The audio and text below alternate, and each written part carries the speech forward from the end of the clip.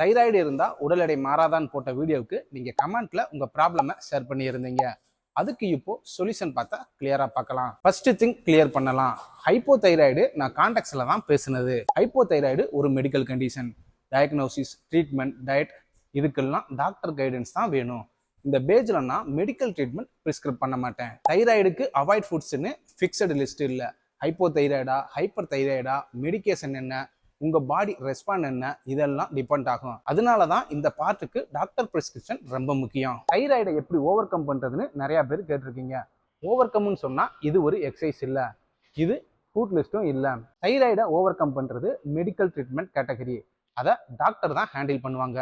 ஆனா நான் இங்க பேசுறது என்னன்னா, டாக்டரோட டயக்னோசிஸ் அண்ட் பிரிஸ்கிரிப்ஷன் இருந்தா அதை பேஸா வச்சு நியூட்ரிஷன், டயட், லைஃப் ஸ்டைல் இதெல்லாம் சயின்டிஃபிக்காக கைட் பண்ணுறது என்னுடைய ரோல். ட்ரீட்மெண்ட் நடக்கும்போது பாடிக்கு போகிற சிக்னல் கரெக்டாக இருந்தால் எனர்ஜி, ரெக்கவரி, வெயிட் இது கிராஜுவலாக ரெஸ்பாண்ட் பண்ணும். ட்ரீட்மெண்ட்டுக்கு டாக்டர், அண்டர்ஸ்டாண்டிங்க்கு இந்த பேஜ்.